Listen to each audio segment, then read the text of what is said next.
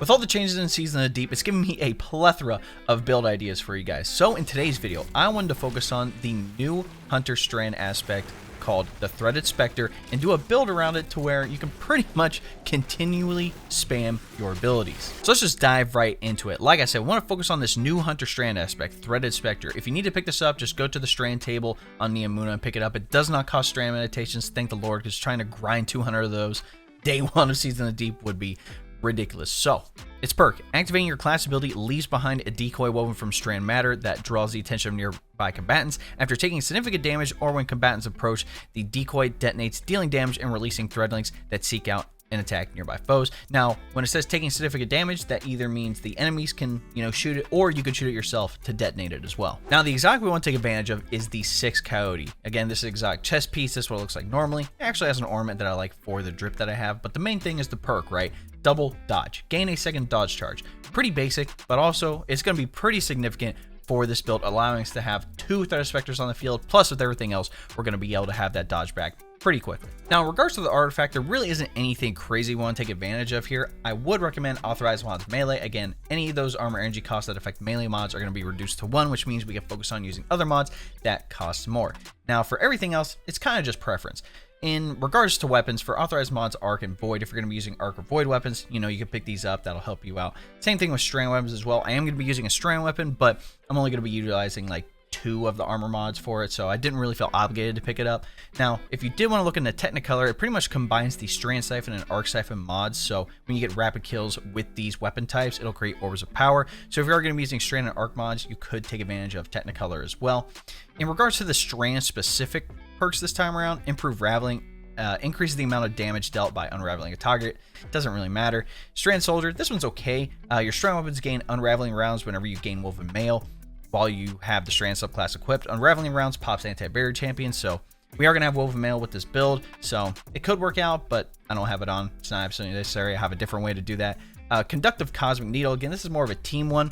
Targets affected by Strand debuffs take increased damage from Arc and Void abilities, so if you're with a team, you could use this. We are going to be taking advantage of a lot of stuff on the Strand subclass with our abilities, so this could potentially be good and, maybe a little tougher activities. And then maybe you could look into squad goals. Pretty much with this, if you perform a finisher while you have Woven Mail, it's going to give Woven Mail to your teammates when you have the Strand subclass equipped, so it is another helpful thing, but not absolutely necessary. Next, let's go over what I'm using under the Thread Runner subclass. Obviously, Silk Strike is going to be the super, the Rope Dart. You can either hit a target directly, do a lot of damage, or if you need to take out a bunch of ads, you can do the alternate, which is the Rope Swing.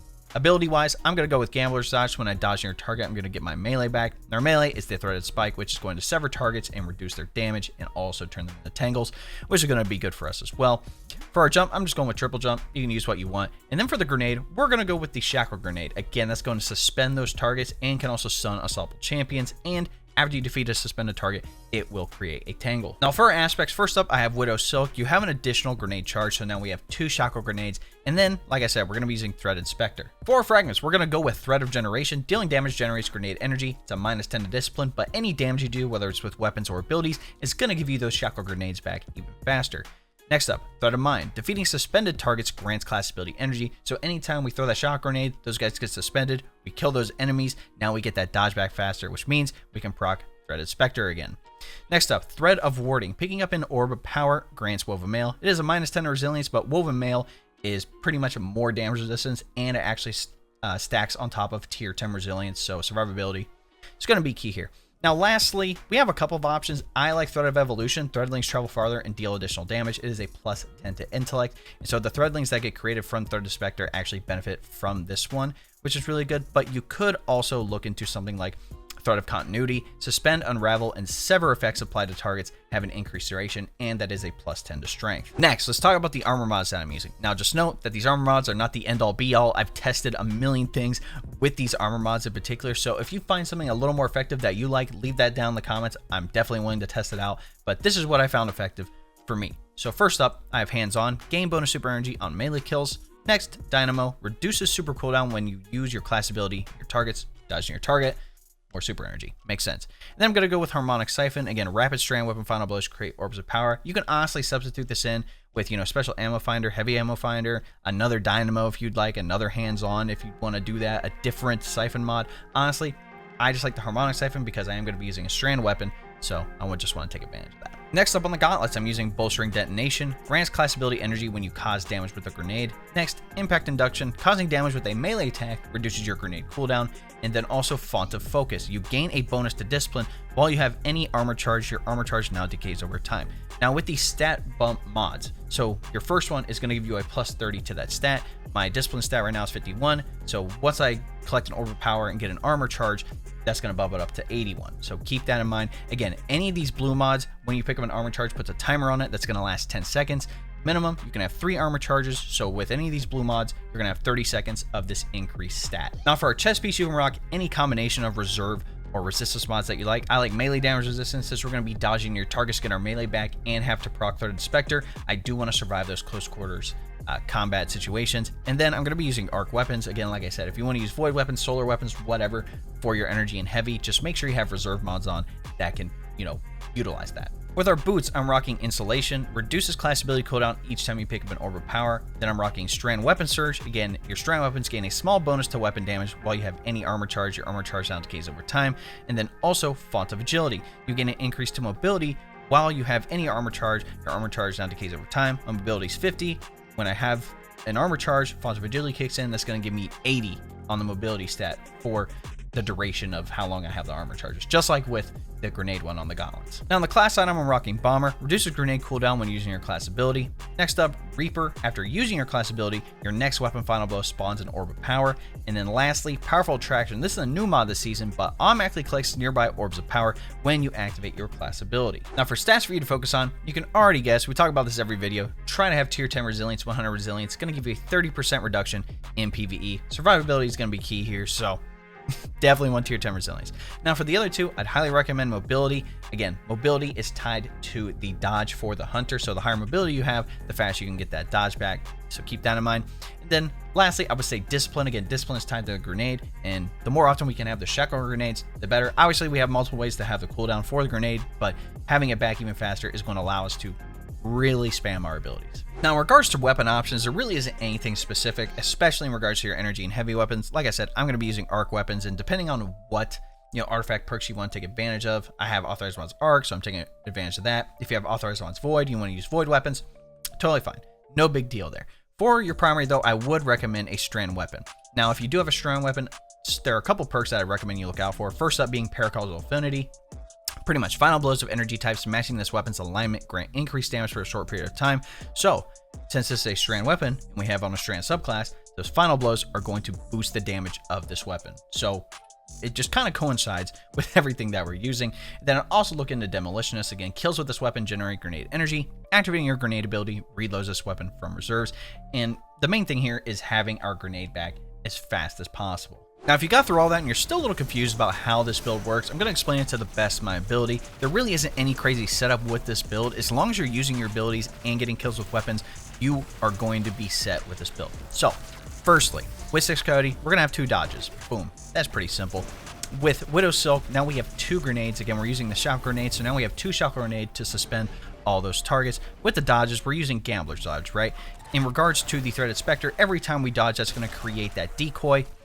And when it cracks and does the detonation damage, anybody around it gets killed and creates those threadlings. Threadlings with Thread of Evolution, the fragment, those are going to travel farther and deal more damage to our targets. Now, what's really interesting, the reason I'm using Gambler's Dodge in particular is so we can take advantage of the Threaded Spike melee as well. Again, that's going to sever targets and turn them into tangles.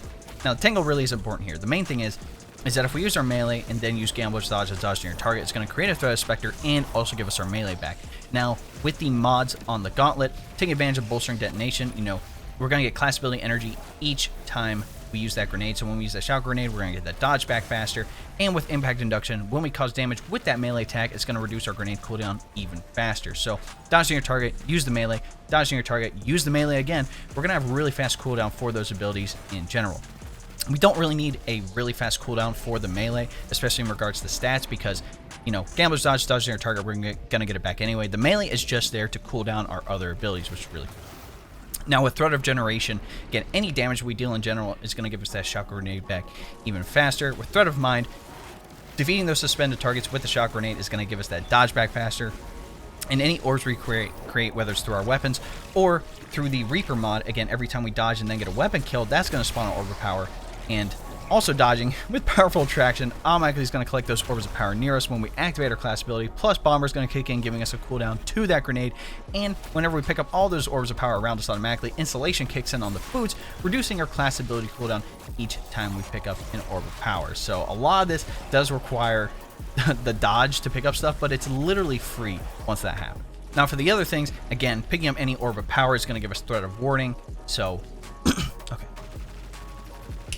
Now for everything else, when we pick up an orb of power, threat of warding's kicking in, giving us woven mail, which is even more damage resistance. Everything on the helmet, right? Dynamo, dodging near targets gives us super energy. Getting kills with our melee gives us even more super energy, which is fantastic. And every time we pick up orbs of power, not only are we getting bonuses to our, our grenade and our dodge stat, we're also getting bonus strand weapon damage for a maximum of 30 seconds. So as long as we're creating orbs of power and picking up orbs of power, we can pretty much indefinitely have these bonuses to our weapons and our abilities. And with that, ladies and gentlemen, that was my Threaded Specter Hunter Strand build. I hope you guys enjoyed it. Let me know what you guys think in the comments below. I'm actually going to pin this build at the top of the comments. It's going to be a dim link, so if you want to copy everything that I'm using down to the subclass items, the armor mods, even the drip if you'd like, again, that's all going to be in that dim link. Again, test out for yourself. Let me know what you think. Like I said, there's a lot of options with this build in regards to armor mods, and even a couple of subclass things you can switch out as well that make this build really effective. Again, test out for yourself. Let me know what you think. Is it good? Is it bad? What could I have done better?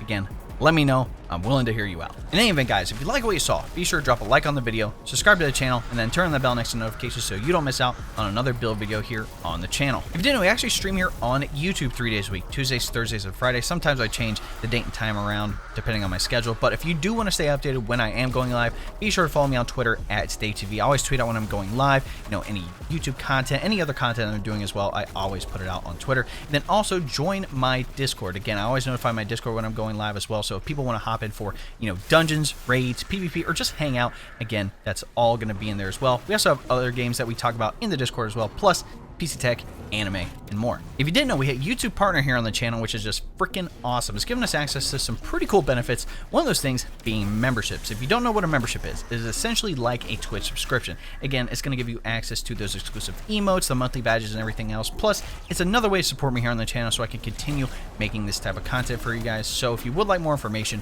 all you have to do is press the join button, next subscribe, and that will give you a rundown with all the details you need. All right, ladies and gentlemen, it's been your boy. We'll catch you in the next one. Cheers.